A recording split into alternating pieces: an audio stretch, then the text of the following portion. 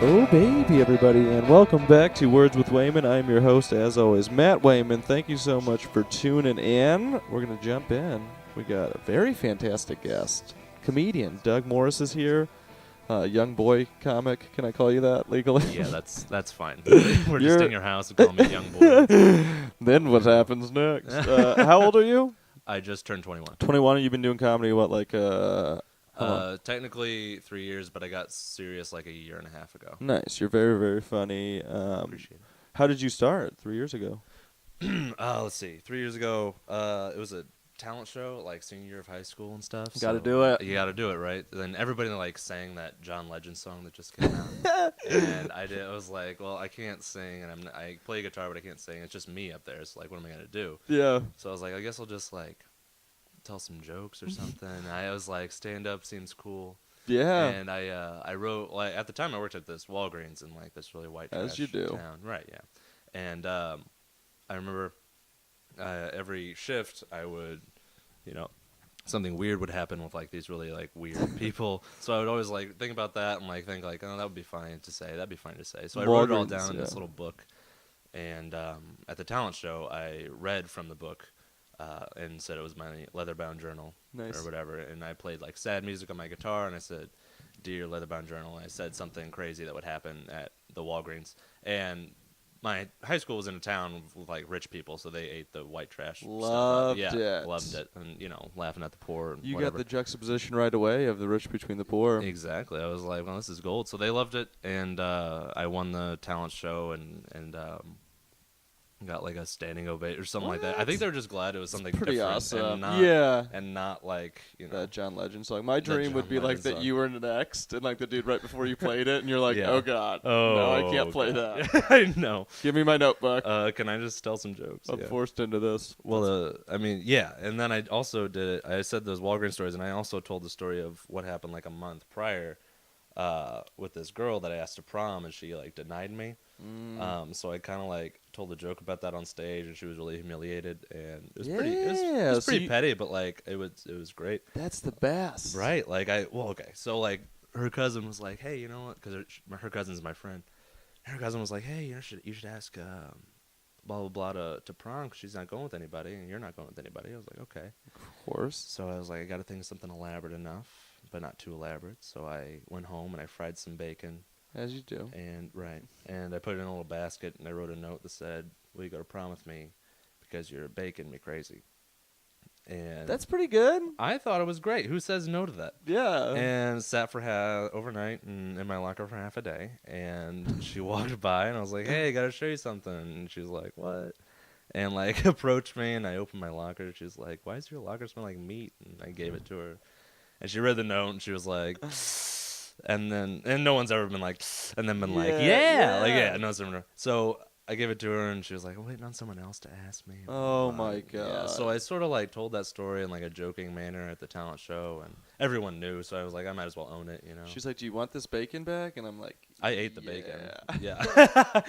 Yeah. You don't want to be known as the bacon man. No, just the call back to my favorite joke that you do. The muffin man. The muffin man. Also my favorite joke. That's such a great joke. I love it. Happens. So yeah. Like, what are you gonna do? Oh man, if I come out to a show and get some footage of that joke, I'll insert it into the podcast. I appreciate it. That's a good way to start comedy, though, to come out one for one. Like I was telling you earlier, I got defeated in a comedy competition last night because I blew it. And right. I've been doing this thing like 7 years. And that happens, though. Yeah. I mean, once you get out of practice. Yeah. What? But you came out one for one. I try. I still do that bit sometimes. Yeah. But I don't know how I thought of that, honestly, but. That's pretty awesome. You're making me crazy. Sorry. Sometimes you gotta take the sadness in your life and put it on stage. I think that's what we're all doing, and freaks the happy people out. But that's what you get for being happy or quote unquote happy. Yeah. Have your parents always been supportive of this comedy thing? Yeah. Well, they're super supportive now, in a way. When I started doing it, they're very like. Not overbearing, but like also just very like they're bearing. They're bearing. Yes, they're like we just want the best for you. And I get said that. My parents are just bearing. Yeah, my parents are bearing parents. Yeah, no, they're like obviously they just want the best for me. Blah blah. I shouldn't be frustrated about it, but it's it's one of those things. My parents are too good. Yeah, I know. I have both parents, and they're really supportive. And pay my rent. They help me all the time. Yeah, I know. I don't want to be like that. Financially and emotionally. Right. If I knew anything I would ever need, they help me with it. That's basically what it is. Yeah. I'm a little bitch. So anyway, I came home. right there with you. I know. Well, after the talent show, and I won that, and I was like, well, I should just do this for real at the Funny Bone, and Yeah. so I was about to date this girl, and her parents were like, "Wow, you do that? We'll come watch you." I was like, "Oh, you don't have to do that." And they're like, "Yeah, we'll come watch you. You're doing the Funny Bone open mic on Tuesday." I was like, "Yep." And they're like, "Okay." And then they're already over there waiting on me, and I'm on my way there, and my mom calls me, and she's like upset. She's just like, "I am not having you hanging out at that place with those people and developing these habits and getting mixed in with the wrong crowd and blah, blah, blah." She was very adamant. Like, it was probably the biggest argument we've ever had, which is saying something. Like the drinking and she thinks the drugs. Probably, she probably just thought I would get involved in cigarettes. Cigarettes, obviously. Which is the worst, most pervasive. Honestly, cigarette. Yeah, I mean, exactly. Cigarettes and pot. Cigarettes and pot are probably the biggest in the scene, I think. Yeah. Like, cocaine isn't that big of a deal. Not anymore. Yeah, not anymore. Not in Missouri. Not in Missouri. Not in It's meth, baby. I mean, maybe in 1985, but not here. Yeah, so I guess she just thought I would, turn into something like that and whatnot. But yeah, so I did that in front of that girl's parents and her and everybody, and it did pretty well. It was nice. Okay, and that was the best. But the drive home was terrifying, and then I got home and I knew they were sitting in the living room. Ooh, boy. But it was dead silent. Like Pleasantville type. Mm-hmm. We've been waiting for you. Very much so, yeah.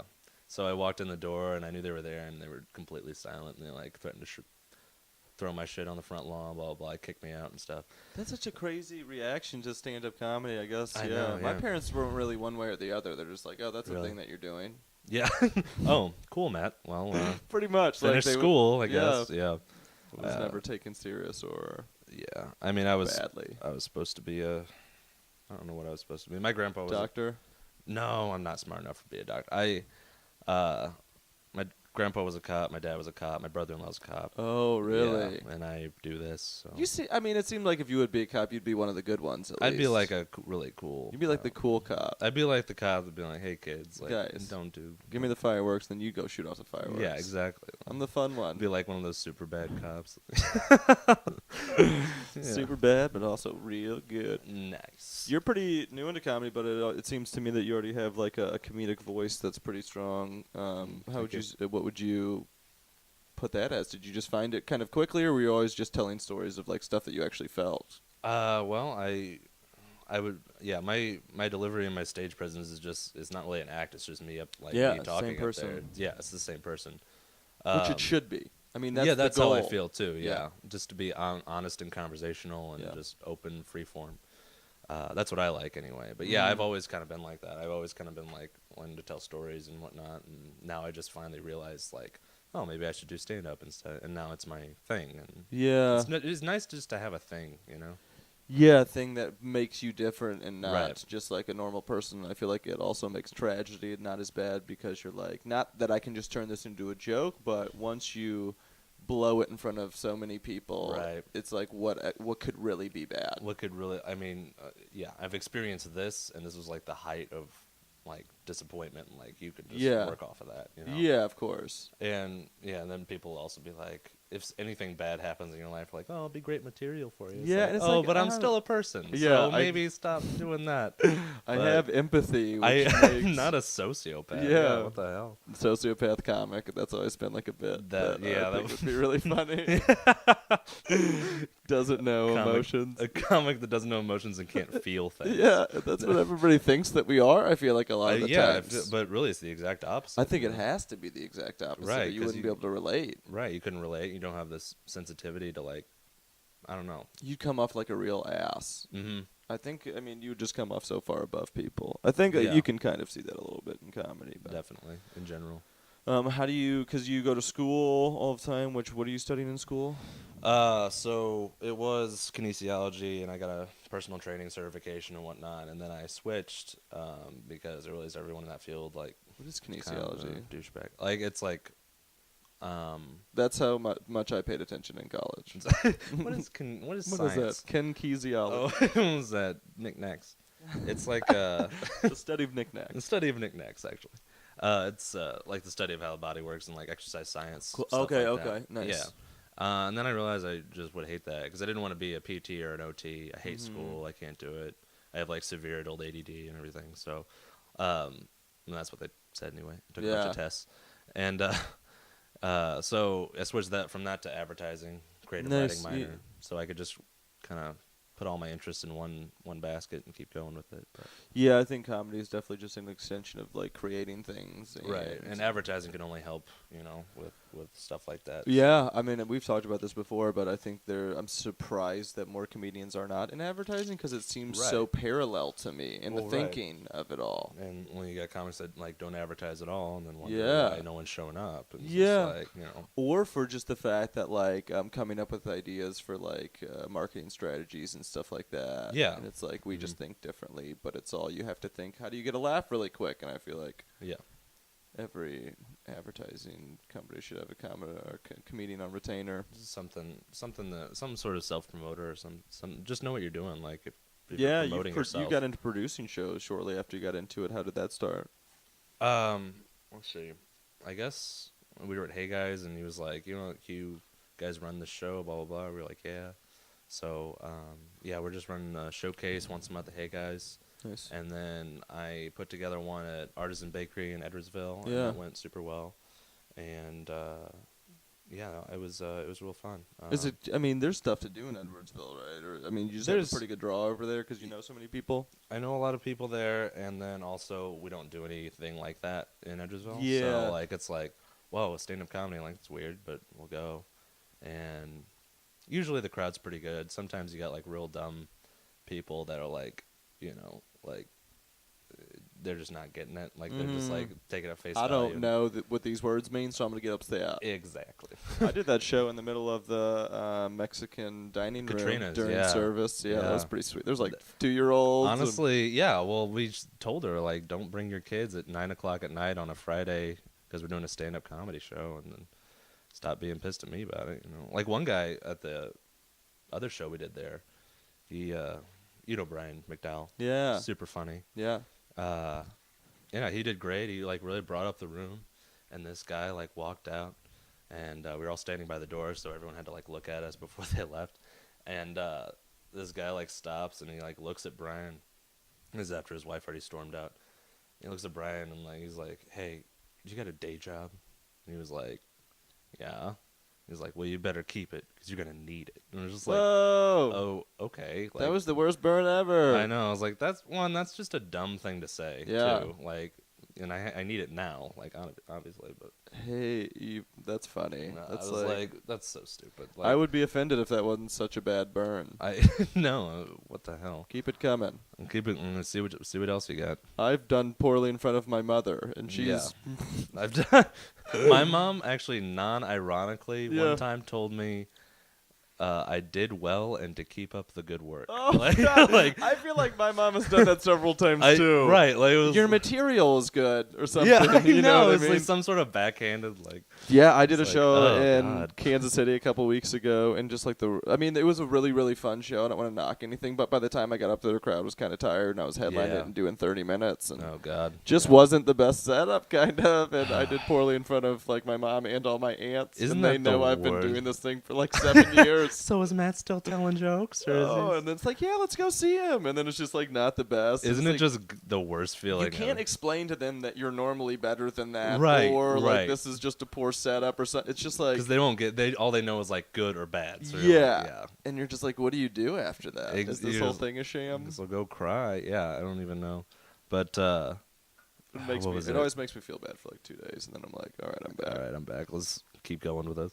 Just don't want to do that again. That's the self delusion kicks back in. I think. Right. Such a drug. Like there's so much failure, but then you just still go with it. Yeah, because it's worth that one, like good set. It's better, than like any drug that I've ever taken. Oh yeah, definitely. It's amazing. Like stand up comedy is, it's the best thing ever.